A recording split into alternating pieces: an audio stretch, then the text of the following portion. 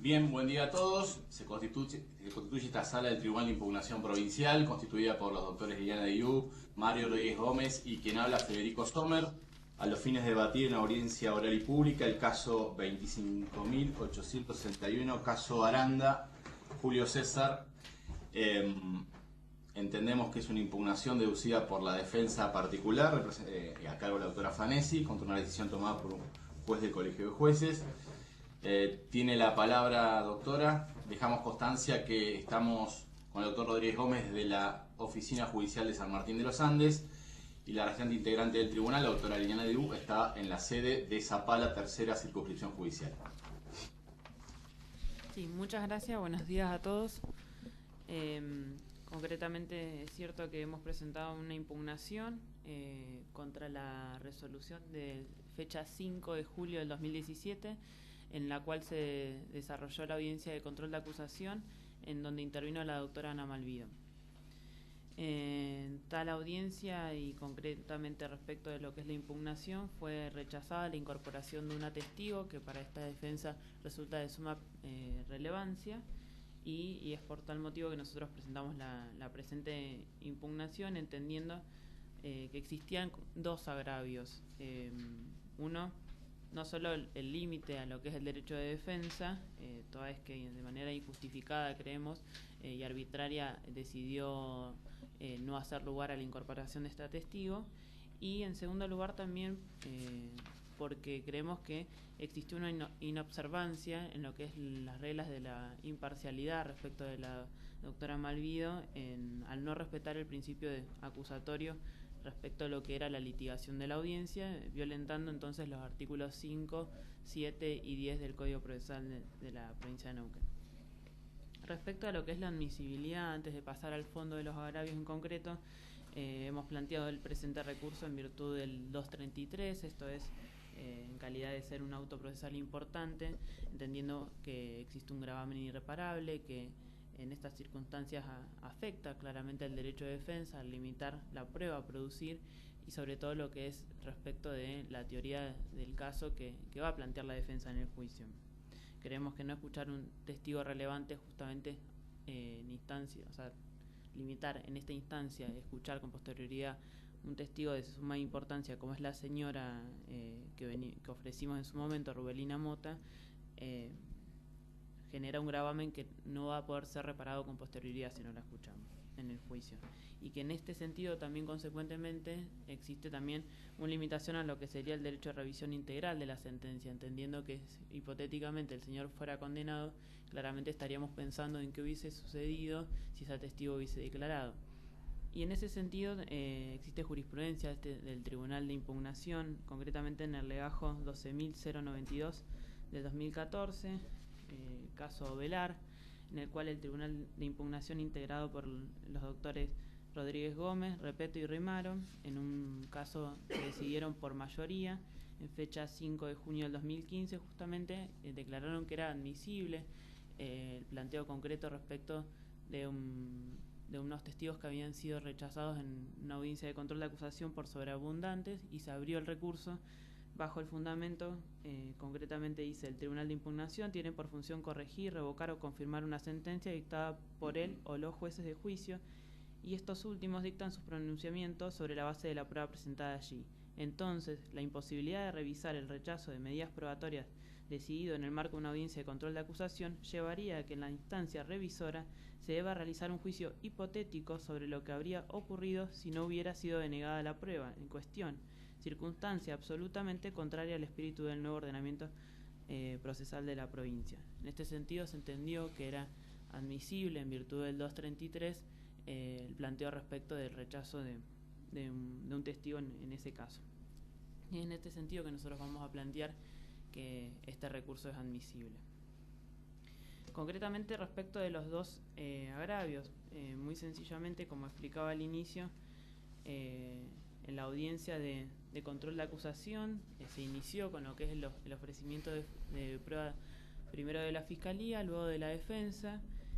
Ofrecimos los testigos que nosotros ya habíamos adelantado de manera escrita, y en lo que es el apartado B del ofrecimiento nosotros hacemos una reserva respecto de lo que estipula el 182, de los nuevos testigos que puedan ocurrir, o de nuevos elementos que puedan ser indispensables, sostiene el 182, que si bien es en instancia de juicio, también nosotros lo hacemos incorporativo respecto de lo que es el control de acusación, entendiendo que lo que se puede lo más, se puede lo menos, y justamente a los fines de poder evitar que sean instancia de juicio, como dice el último apartado, que dice: si en el curso del juicio se tuviera conocimiento de nuevos medios de prueba manifiestamente útiles o se hicieran indispensables otros ya conocidos, las partes podrán solicitar la recepción de ellos.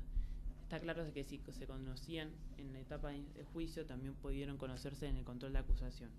Y en este sentido es que nosotros planteamos la reserva a los fines de poder integrar de manera oral en la audiencia de control de acusación testigos que a ese momento todavía sean necesarios. Pero el primer agravio, como les mencionaba, se ocurre cuando, realizando esta explicación a la doctora Malvido, en la exposición era yo la que manifestaba el ofrecimiento de prueba y soy intempestivamente interrumpida, y la doctora Malvido lo que me manifiesta es que si estaba planteando prueba extemporánea.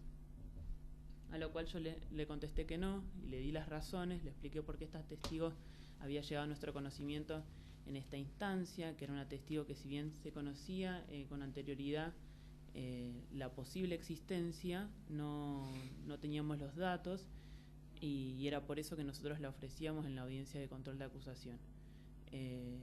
La doctora Malvido insistió respecto de que si entonces concluía ella en ese sentido que la prueba era extemporánea, y claramente que al darle esto es sin intervención ninguna de la Fiscalía, claramente al pasarle la posibilidad, la vista a la Fiscalía, claramente la Fiscalía sostuvo que entonces la prueba era extemporánea, a lo cual claramente la resolución de la doctora Malvido fue rechazar la incorporación del testigo justamente por extemporánea, lo que ya nos había adelantado justamente en la exposición.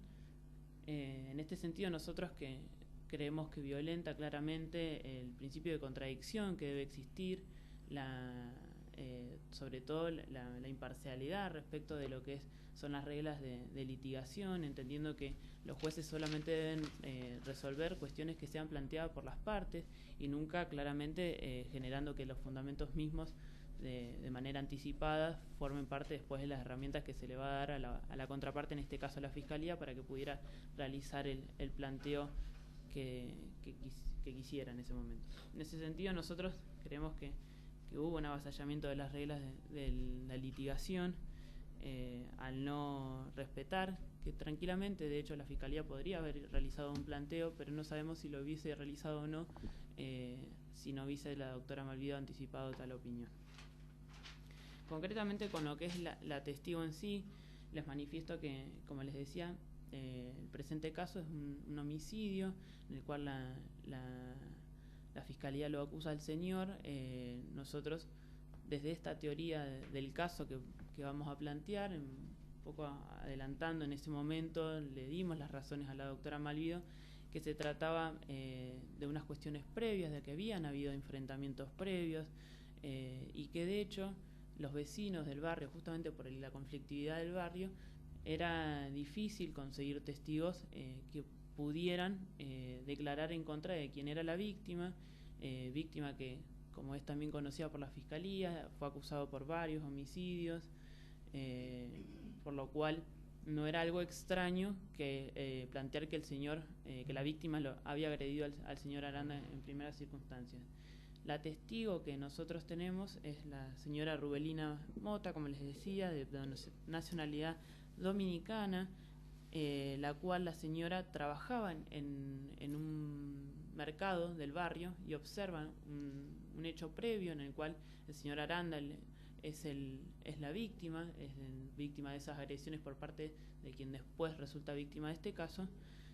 Y si bien nosotros teníamos conocimiento de que pudiera existir algún testigo que haya visualizado tal circunstancia, no dábamos con nadie. La señora, justamente por la conflictividad se muda en lo que es su trabajo, porque la señora trabajaba en ese mercado, y es que con posterioridad logramos ubicarla y ofrecimos en el momento del control de acusación que actualmente se encuentra trabajando también en un mercado, esto es en el barrio Almafuerte, Manzana C, Casa 1, y el local se llama Rubí. Claramente está testigo a lo que es la teoría del caso de la defensa, resulta de suma relevancia,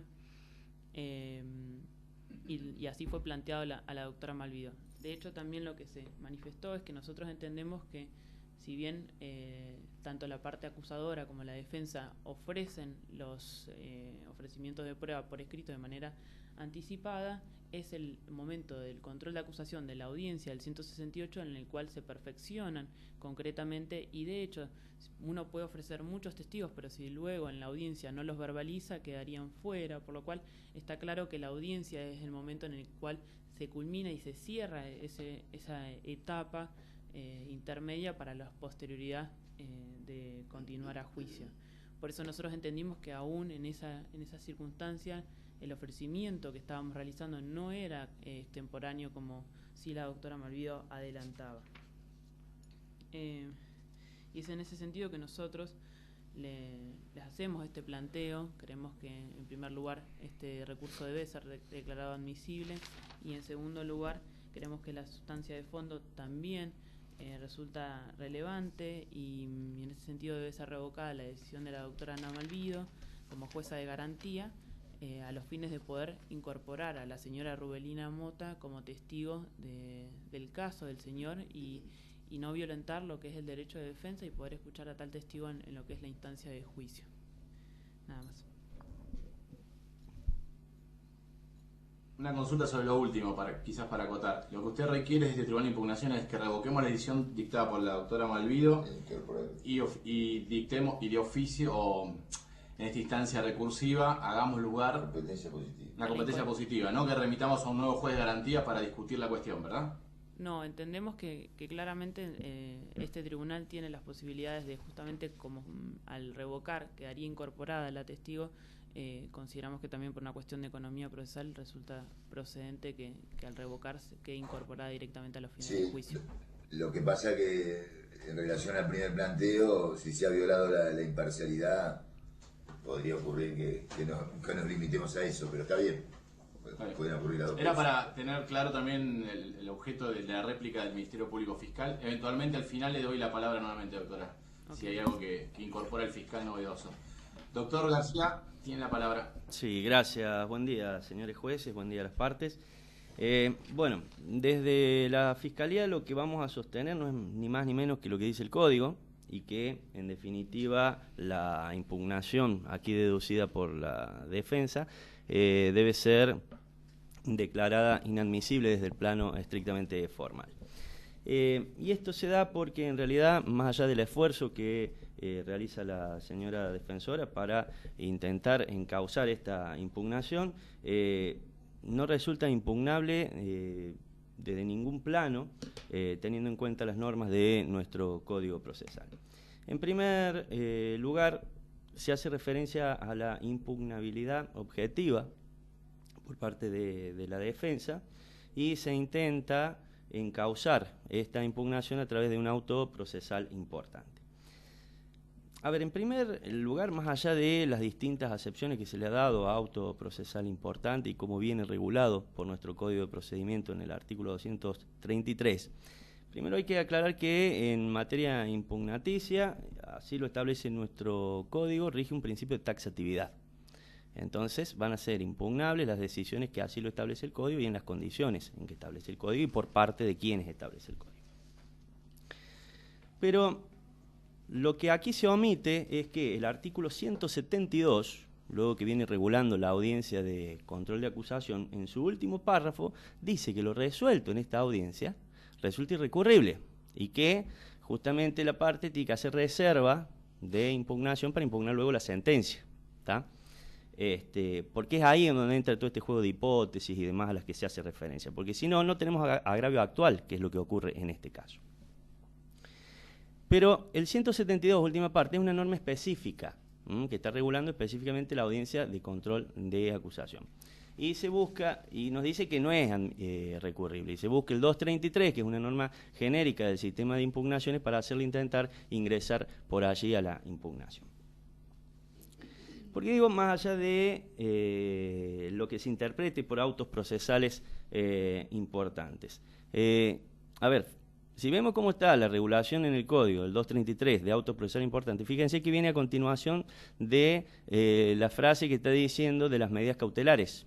Dice las medidas que rechacen, impongan, y los autos procesales importantes. O sea, se está refiriendo a esa temática. Esta interpretación es también la que sostiene el doctor Elózulo Arumbe en su libro de texto sobre la impugnación ordinaria. No desconozco que hay otros fallos precedentes del Tribunal de Impugnación en donde se le ha dado una interpretación incluso más amplia a los autos procesales importantes. Pero más allá de esta discusión que pudiera darse, lo cierto es que por el último párrafo del 172, es que la norma, lo ahí resuelto en la audiencia de control de acusación, resulta irrecurrible y no puede interponerse una norma de carácter más genérico por sobre una más específica, como es justamente el último párrafo del 172. Por ese lado, entonces, es que entendemos que no existe impugnabilidad objetiva, pero tampoco existe impugnabilidad subjetiva. La impugnabilidad subjetiva viene dada para la defensa en el artículo 239 del Código Procesal.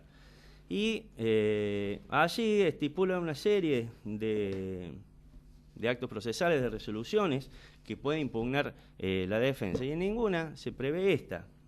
Se prevé la sentencia condenatoria, revocatoria de sobreseimiento, denegatoria de la suspensión del juicio de prueba,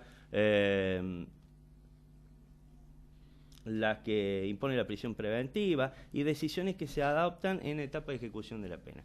En ningún momento menciona cuando se le deniega, como en este caso, una medida probatoria, que ya no era ni siquiera impugnable en el sistema anterior.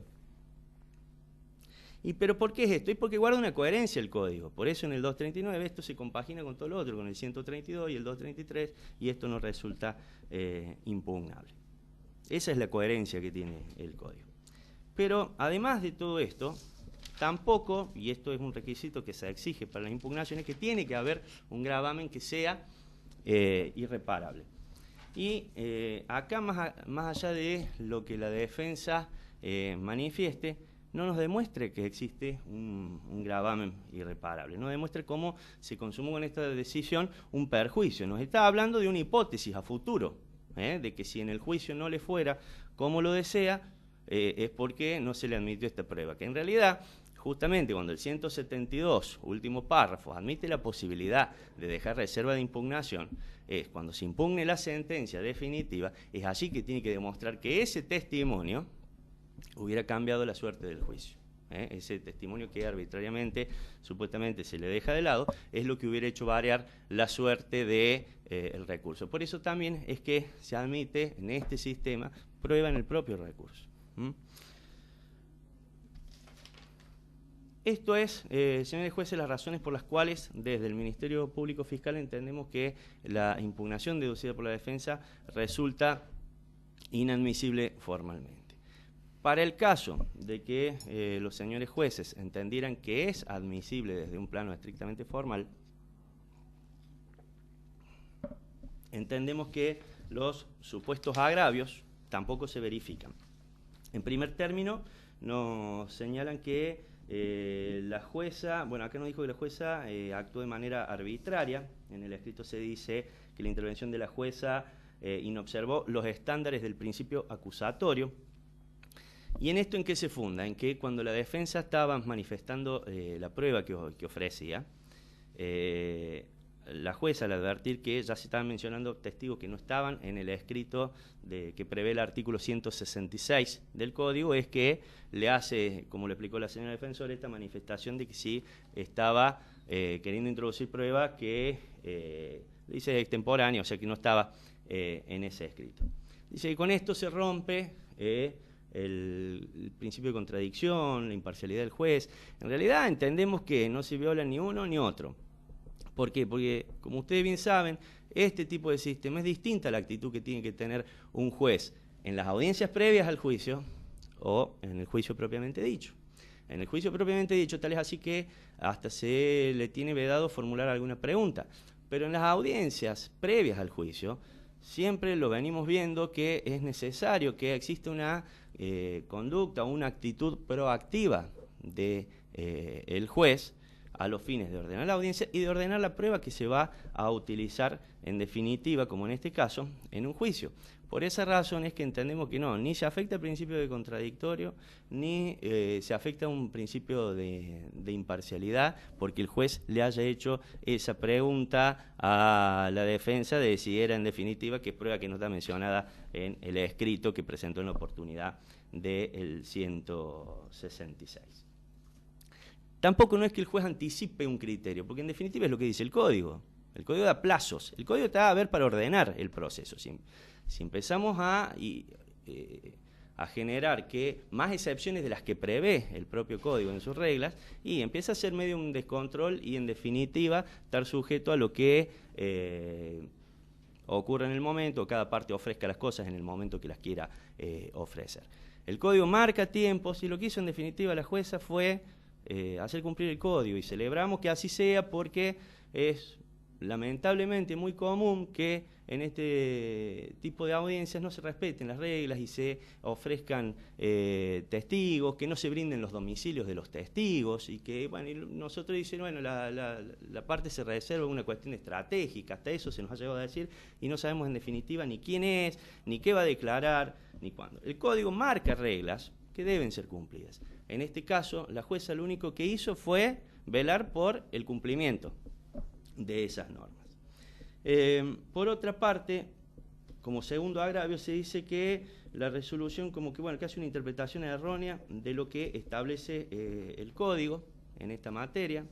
En realidad, más allá de se hace esta interpretación con el artículo 182, que entendemos regula una cosa que no tiene nada que ver, porque acá incluso fíjense que la propia defensa está admitiendo, tanto en esta audiencia como en el recurso, que ya conocían la existencia del testigo, de este testigo que pretenden introducir.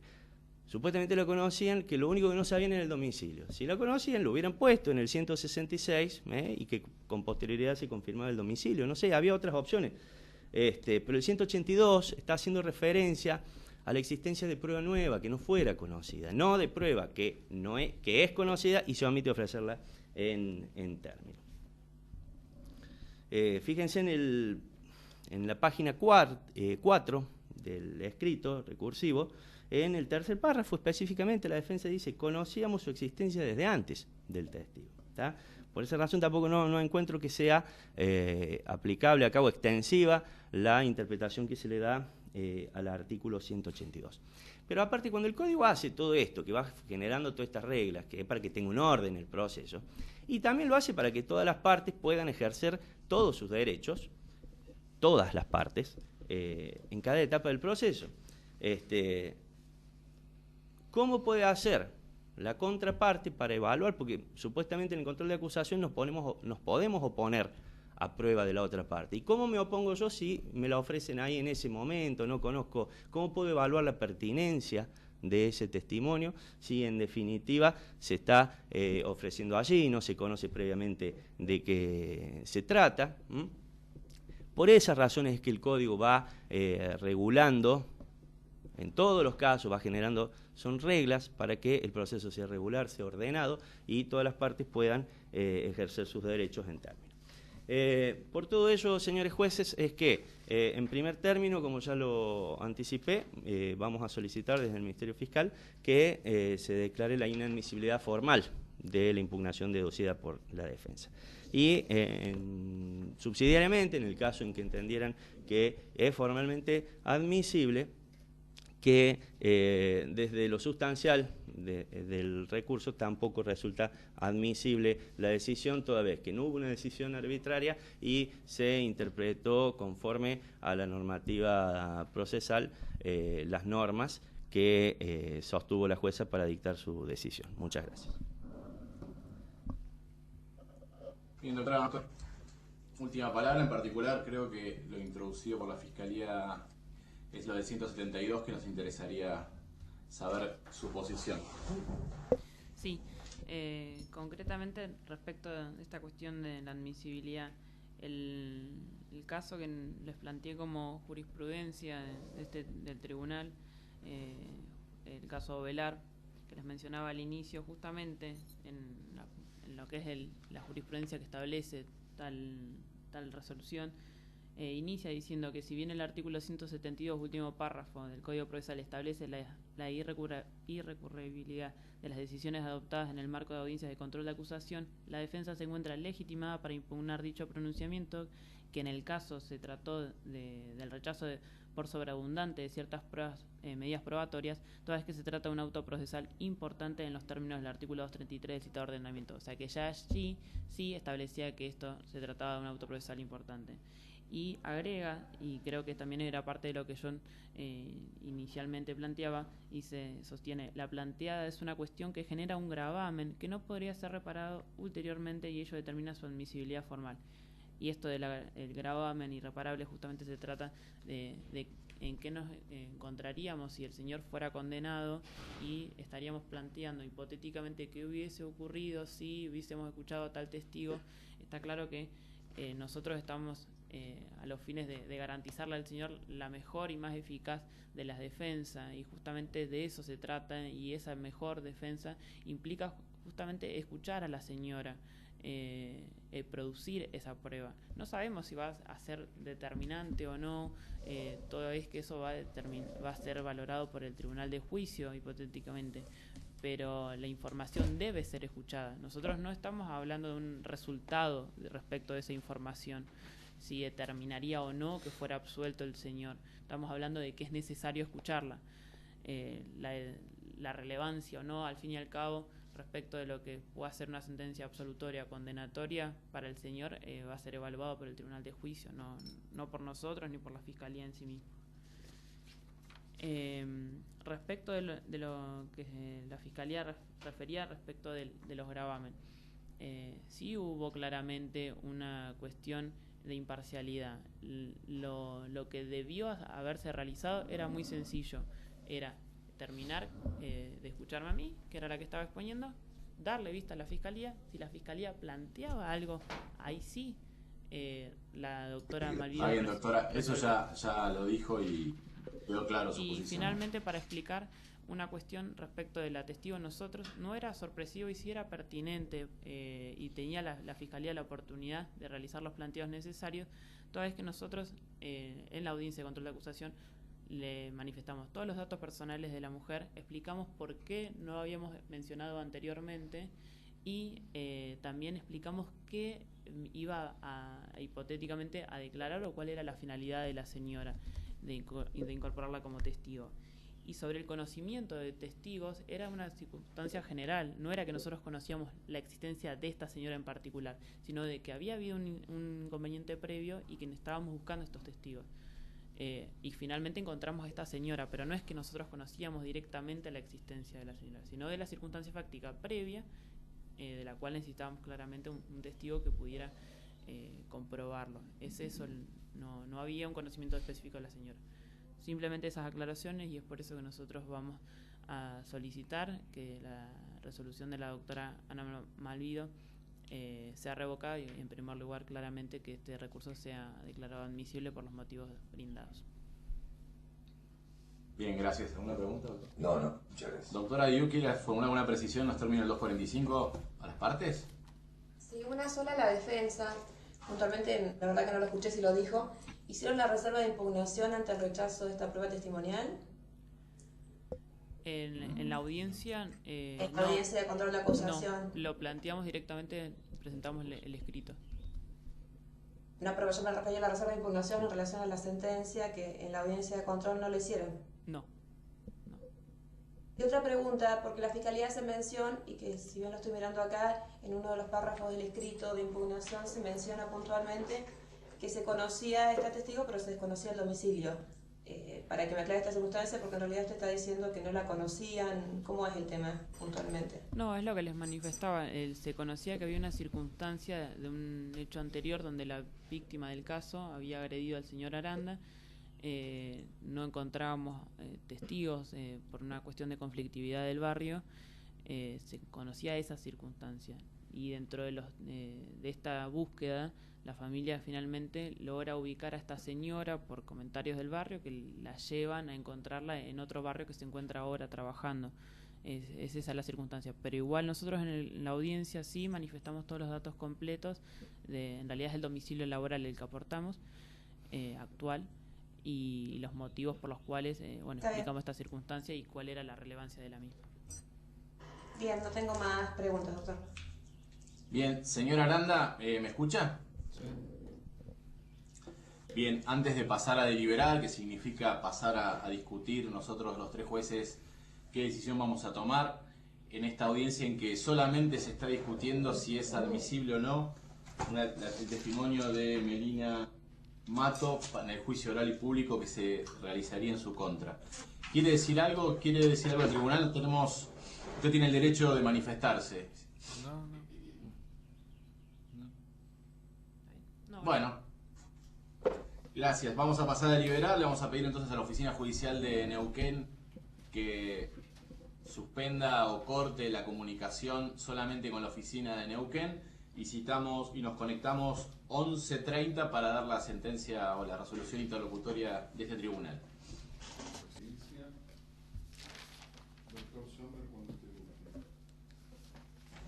Bien.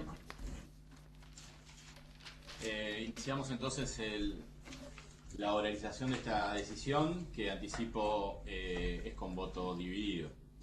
Principiaré yo la estructuración del pronunciamiento conforme las reglas que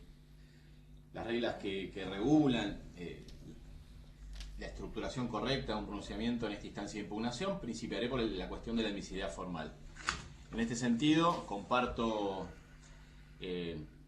las objeciones o los fundamentos vertidos por el Ministerio Público Fiscal en cuanto a que la decisión objeto de impugnación, al haberse tomado en el marco de una audiencia de control de acusación y referirse a la admisibilidad o procedencia o improcedencia de prueba para la instancia de juicio, rige plenamente tanto el principio de taxatividad establecido por el Código, un código neuquino que ha regulado los plazos del proceso y ha establecido plazos para decisiones que son impugnables, decisiones que no son impugnables y un plazo máximo de duración del proceso, limitando, restringiendo y regulando la garantía de ser juzgado en un plazo razonable.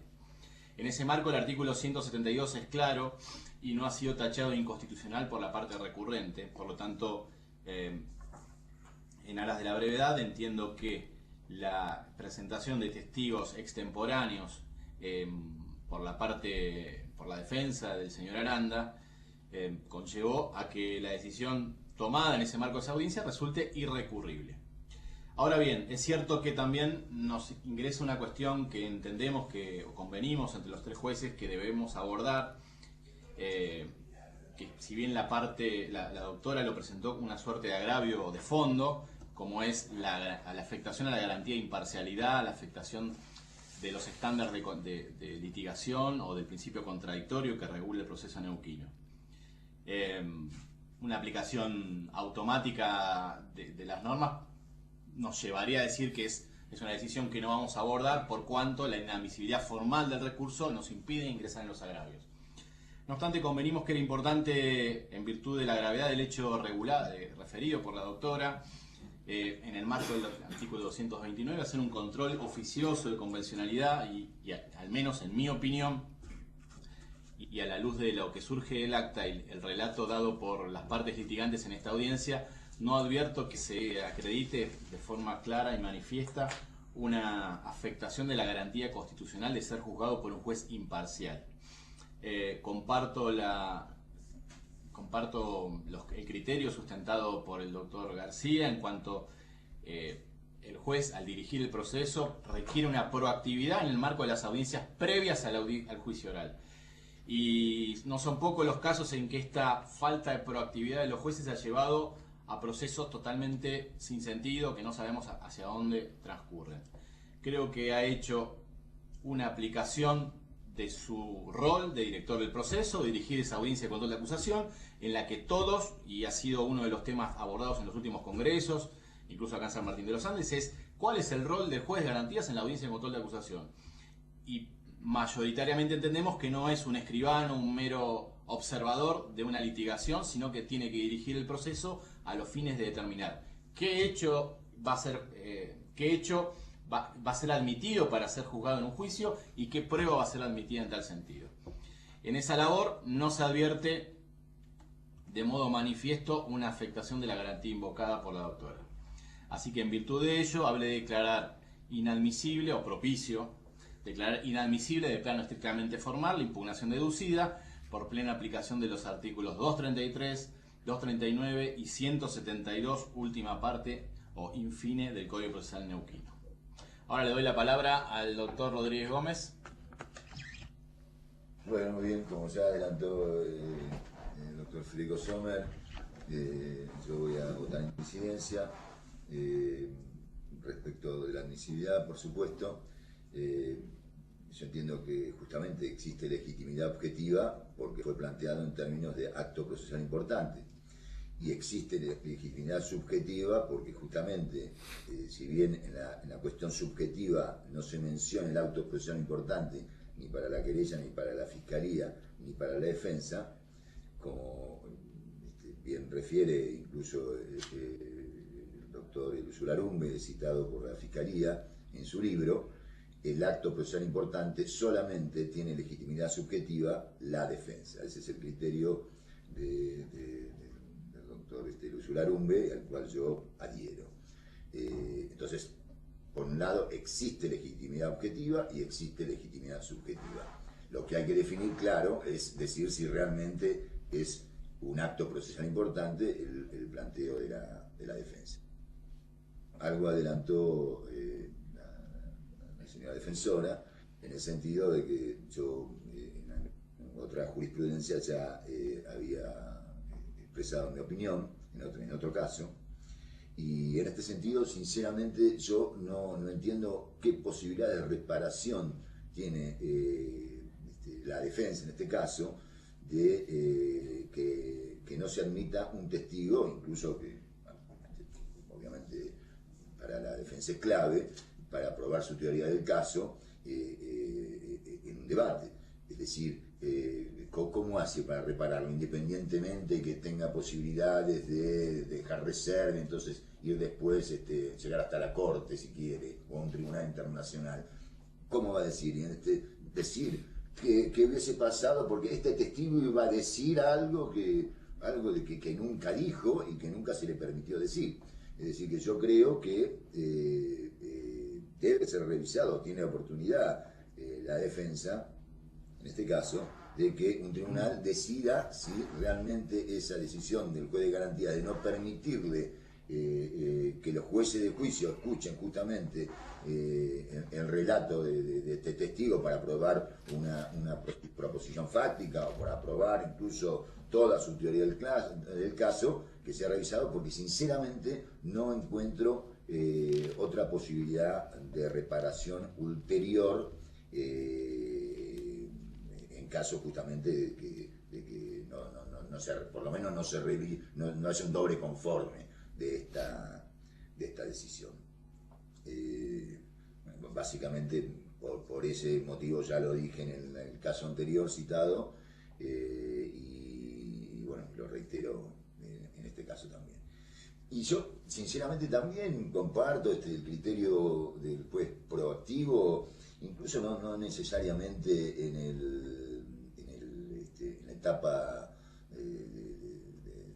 preparatoria, también en el juicio, cuando bueno, qué sé yo, una de las partes está siendo sobreabundante, reiterando sobre un punto que ofrece más confusión, por ejemplo en un juicio por jurado, acotarle, decir, mire, a cualquiera de los abogados que ya lo dijo 15 veces lo mismo, viene reiterando que vaya acotando, vaya al punto y demás, pero diferente es resolver, interrumpir a un alegato cuando todavía no está terminado, o interrumpir un agravio una presentación cuando todavía primero no se ha planteado ningún conflicto, porque todavía no no se ha dado traslado a la contraparte, pero además todavía no se ha terminado de plantear.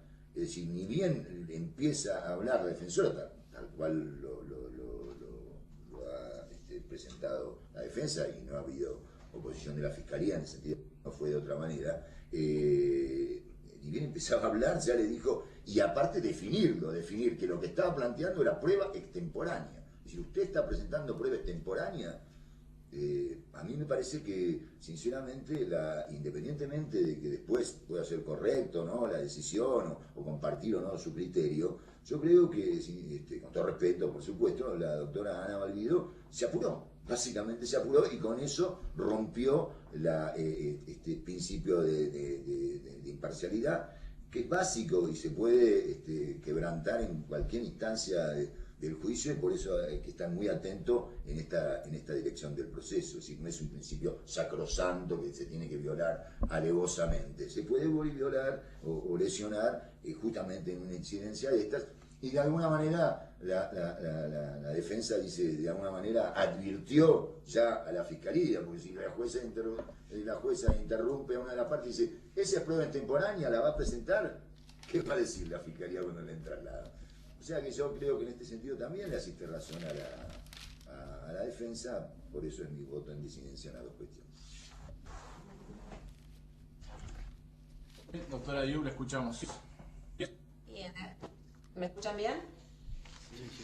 Bien, a efectos de dirimir acá, en tanto la posición inicial del doctor Sommer y la disidencia apuntada por el doctor Rodríguez Gómez, voy a adherir a la postura inicial del doctor Sommer, entendiendo en principio, tal como lo expuso claramente la Fiscalía en su responde, que específicamente el Código ha establecido la taxatividad en los recursos, y esto tiene como objetivo la celeridad en el proceso, o sea que se llegue, como se ha dicho en millones de oportunidades por parte de este Tribunal de Impugnación, e incluso por el Tribunal Superior, al juicio de la forma más rápida, ágil y más limpia posible. En este marco, la audiencia de control de acusación es la audiencia, entiendo, previa al juicio, una de las más importantes, porque es en esa audiencia en la que el juez, y comparto con mis dos colegas, en este sentido debe ser proactivo, no es un juez un mero homologador de los acuerdos de las partes, de las convenciones a que han llegado las partes, sino es un juez que tiene que tener amplia participación en esta audiencia. ¿En qué sentido lo digo? El juez verifica, en el caso de testigos sobreabundantes, debe consultarle a las partes qué pretende probar con cada testigo. Y si esto va a ser interpretado por las partes como una invasión a la imparcialidad, evidentemente no estamos entendiendo de alguna manera qué tipo de audiencia es la que se estableció en el Código al momento de establecer la audiencia de control de acusación. Y el objetivo de esta audiencia, que como dije, es llegar al juicio de la forma más limpia, con el proceso más limpio posible. En este contexto entiendo que, si bien es cierto, la defensa ha encuadrado o ha querido encasillar este recurso para sortear la admisibilidad en el artículo 233, entendiendo que es un auto procesal importante, no entiendo que se encuentre legitimado. Ya el tribunal ha dicho que el hecho de considerarse sometido a proceso no se encuentra equiparado a sentencia definitiva, y por ende no es un auto procesal importante.